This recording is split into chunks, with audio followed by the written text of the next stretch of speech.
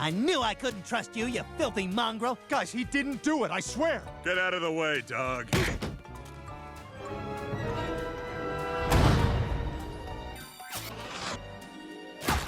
Brian Griffin, the cocktail-loving, sarcastic wannabe novelist of Family Guy. Hardly your typical hero, right? But occasionally, this snarky, overdramatic pooch actually steps up, and we can't help but laugh. How did you get a hernia? Actually, I got it performing an incredible act of heroism. Oh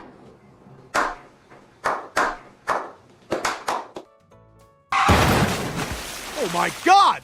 Somebody help me! I'm sinking! Hurry! I can't hold it! Okay, let me just unstrap my baby. Oh, slipping, sorry. Whether he's saving Stewie, diving headfirst into Peter's ridiculous schemes, or somehow doing something good, Brian's heroic moments are as rare as they are ridiculous. What the hell? Stewie, what the hell are you doing? I'm killing myself, Brian. Well, if life has no purpose, why not just cut to the chase? Look, Stewie, I know you're worried, but nobody knows what comes next, so all we can do is pack the most we can into each day we've got. Here are those gloriously out-of-character times he put his tail on the line and totally caught us off guard. 1. New kidney in town. Peter Griffin, the last guy you'd call health-conscious, finds himself in a Red Bull-fueled disaster after Brian keeps him up all night. Exhausted, Peter tries Red Bull, and soon he's buzzing around the house.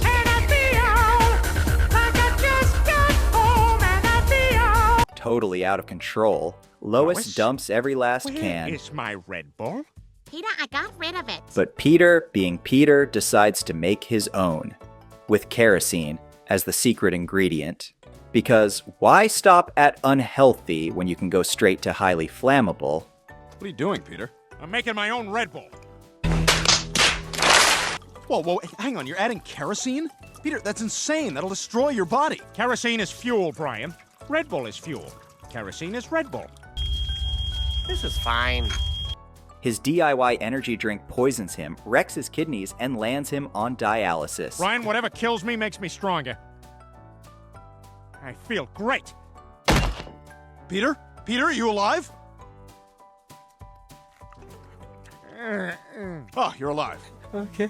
Please tell me, is my husband gonna be all right? Mrs. Griffin, I'm afraid all the toxic chemicals your husband ingested from his homemade energy drink have caused total kidney failure. But Peter, ever the genius, skips a treatment to watch Charles in charge and promptly collapses, leaving his family in a panic. With a transplant needed, they realize Brian is the only match, but donating would kill him. In a rare moment of heroism, Brian agrees. I'll do it. What? I'll give you my kidneys. But Brian, you'll die.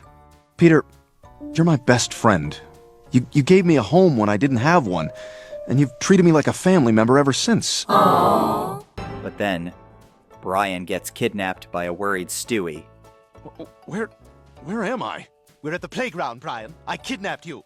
You and I are going to spend the rest of our lives living right here under the slide. Eventually, Stewie lets him go, and they brace for surgery. Just when Brian's hero moment seems locked in, Dr. Hartman crashes in with a plot twist. He's a perfect match. Turns out, Peter's body wouldn't have accepted dog kidneys anyway, which, honestly, raises way more questions about how his body even works. What?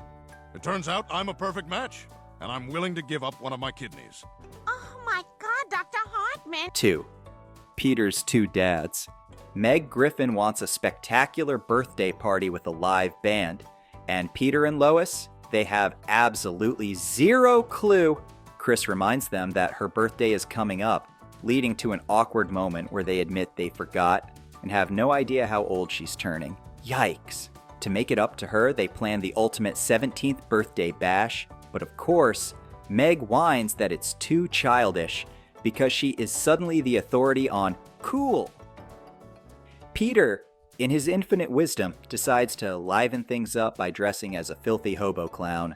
A few drinks later, he attempts to ride a unicycle down the stairs, and, in true Peter fashion, crashes spectacularly onto his father, Francis. That's how you strengthen family bonds. Oh my god! Is he breathing? Somebody call an ambulance. Lois, maybe you better call 2 ambulances.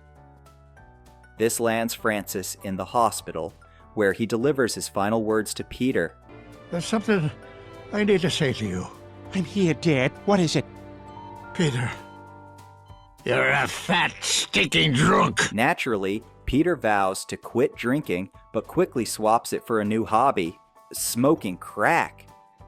Hey, at least I'm not drinking, Brian. Yeah, this isn't exactly a good substitute. Where'd you get crack? From Blacks? Things take a wild turn when Brian sends Peter to a hypnotherapist, revealing that Francis isn't actually his real father.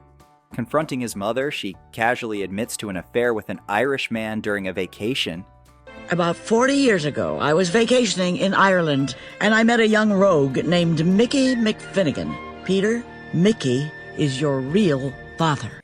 Peter and Brian head to the delightfully stereotypical McSwiggan village to find Peter's long-lost dad, Mickey McFinnigan, the town drunk.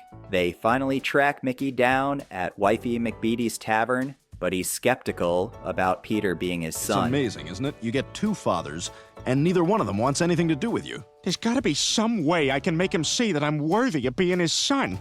So, Peter challenges him to a drinking contest, and after a raucous battle of the booze, he wins Mickey's admiration. What happened? Peter, you won! My God, nobody's ever beat me at the game of drink. Because what better way to bond with your long-lost father than through drunken antics? Family. And this shows how Brian was with him through thick and thin. 3. Dog Gone. Brian discovers a website has chosen to read and discuss his book faster than the speed of love. Excited, he rushes to the local pizza parlor for the discussion, only to find that his enthusiastic fans are, surprise, mentally disabled. Deflated, Brian dives headfirst into a pizza and beer binge, spiraling into a drunken haze of self-loathing. Things take a dark turn when he accidentally runs over another dog on his way home. Almost home. Oh my God, please be okay, please be okay, please be okay. Oh, thank God.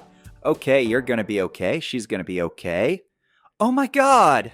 In a panic, he tries to hide the pup's body, but his conscience nags at him like a persistent itch. When he finally confesses, he's shocked to learn that no one cares. Go ahead, Brian. Hi, Joe. Thanks for coming. I hit and killed a dog with my car. What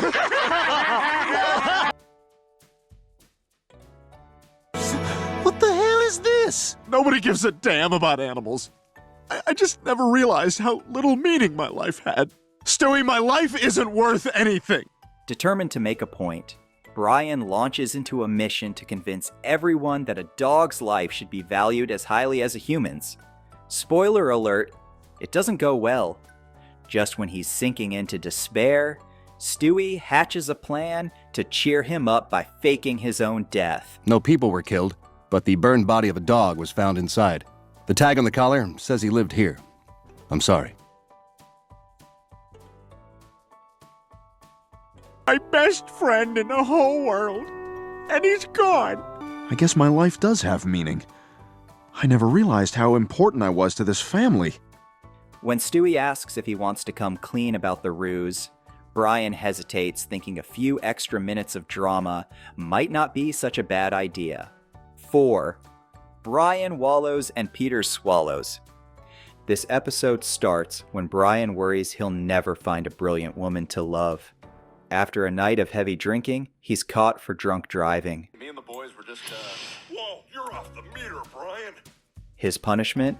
Community service at the delightfully dreadful Outreach to the Elderly program, where he's assigned to a cranky old shut-in named Pearl Burton, who seems to relish torturing him with her sharp-tongued jabs.